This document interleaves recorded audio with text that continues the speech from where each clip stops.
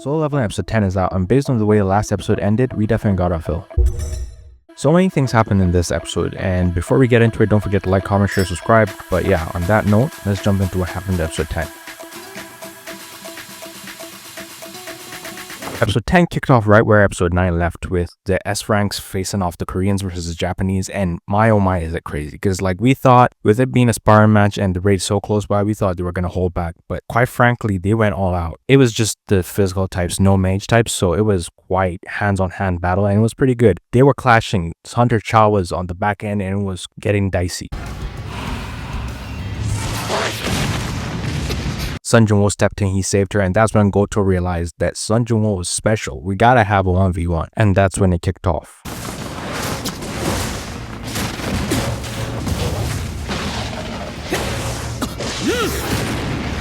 Obviously, both parties held back a little bit, but Goto was mostly going basically all out, and the other hunters, other S-rank hunters had to step in to stop them from going and destroying everything. Plus, also, they don't want any injuries since they were going to the raid. It was definitely amazing. It was definitely a treat. And right before they left, Sun Jinwoo put his shadows into people's shadows, if that makes sense. I'm going to put the image on the screen, but he did that. And the crazy thing about that was mere fact that even Goto didn't realize that was happening. So it just goes to show in my head, or maybe it's just purely headcanon, but he is leagues above Goto. You wouldn't even compare it. Even though Goto gave him a scratch on his face, he is leagues above him, because for him to put basically his spies on them and for them not to realize is insane.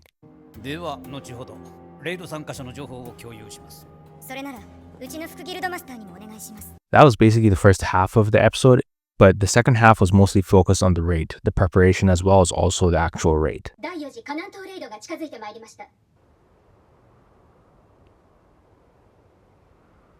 Also, P.S. we saw basically my best girl in the series, Johi, the girl that was supposed to be with Sun Jinwoo, and people are saying, no, it's Hunter Cha, but the girl that saved him way back when Rain was in the trenches, we saw her in this episode. It seems at the very least she has gotten some work done on herself, because initially she was traumatized going on raids and fighting monsters, but it seems like she is to a certain degree getting better, and she volunteered to come out and be part of the city's defenses on the mainland.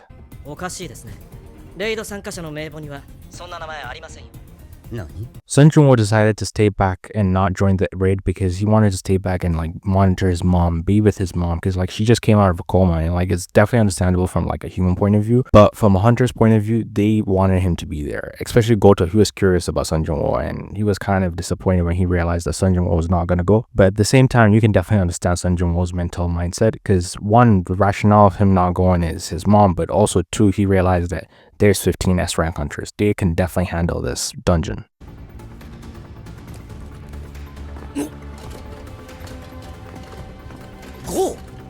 Also, the healer, the S-rank healer, Byung-go, he joins the raid also, because it seems initially he wasn't going to join, but after he witnessed these kids that were basically reenacting how they view hunters as superheroes, it inspired him to decide to join the raid.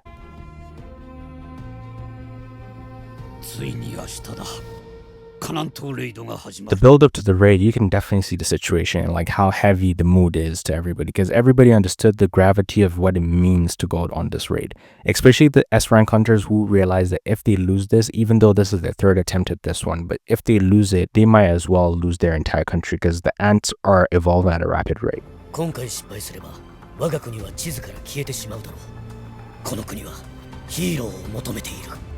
And once we got to the island, we started the plan with the Japanese hunters going around the perimeter and setting up their haki, I don't have a better word, aura, and pulling up the ants, whereas the Koreans were supposed to infiltrate, go there and kill the queen.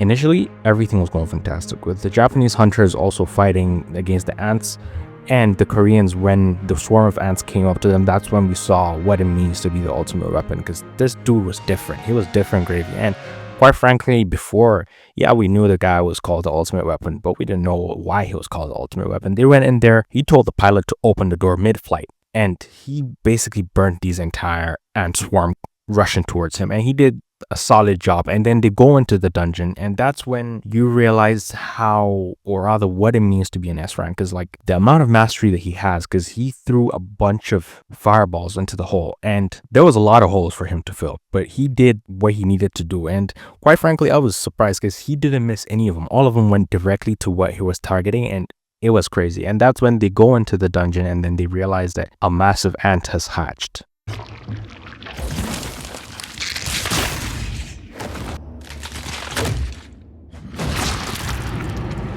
While everything was going fantastic for the Japanese hunters that were hunting on the perimeter, with them destroying the ants and having fun, but not everything goes as planned.